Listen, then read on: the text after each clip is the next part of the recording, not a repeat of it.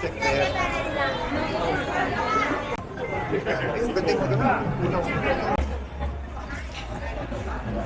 Asa tayo ngayon? Where are we? Railway Coffee Street. Railway. Yun ba yung word? Yun ba yung term? Ito talaga yun. Railway Coffee Street. Okay. So dito, kailangan, syempre, hindi ka pwedeng katambay-tambay lang. Magda-dine-in ka, pero pwede ka naman kumuha ng drinks lang. Ayan. So while waiting sa train. So, right now, it's 7:10. And ang sabi nila, darating daw yung train na 7:30 PM. So, ayun lang inaabangan namin. Tapos, okay na. Pwede na magpahinga. Balik na sa hotel. So, ano masasabi mo ngayong araw?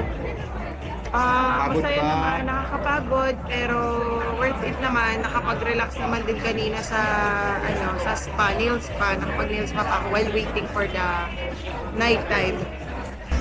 So dito, napansin ko lang, yun nga, pag mga attire, no? Okay lang na naka-shorts ka, naka-chinelas. The most comfortable dress na masusuot mo, yun ang pinakamaganda. Kasi mainit, no? Panahon ngayon, mainit. Now is September. So, very humid ang climate dito. Which is really good naman. Kasi para, di ba, makakalabas ka, makaka-enjoy ka outside. No? Ayun. So, dito we ordered coconut coffee and avocado shake. Avocado smoothie. So, ano yan? Ano yung order mo? Ikaw nag-order Ako pala order. Interview ko lang. That's a coconut coffee. Tikman natin. Oo, natikman ko na ang sarap niya. Haluin ko ha. Sige.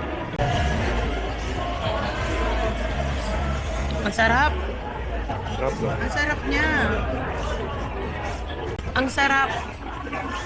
Siguro mga 9 by 10. 9 over 10. Ang sarap niya. So naman is a refresh. avocado. Oh.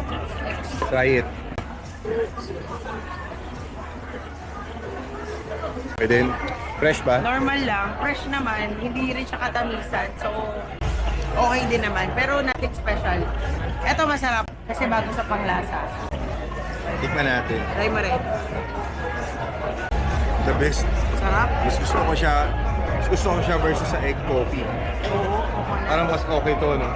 For me, the coconut coffee, mas mild lang yung lasa niya. Kasi masyado matapang. Ito naman mo.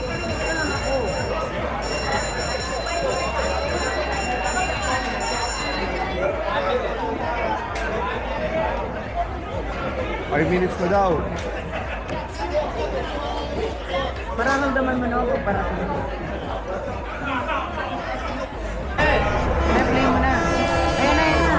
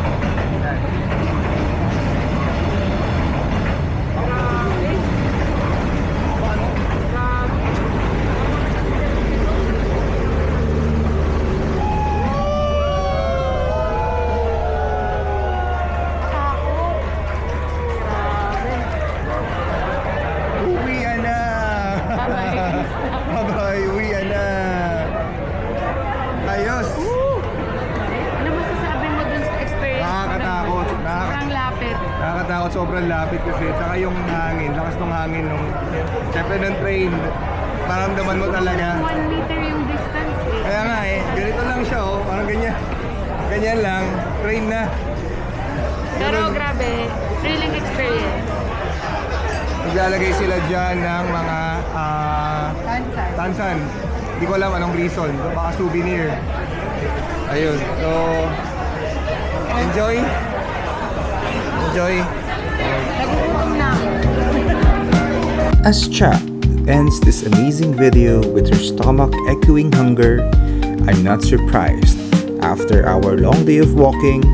But before we close, we want to thank you all for watching and staying with us. Don't forget to stay tuned for our next adventures. Once again, this is Jay and Cha, your Covenant Travelers.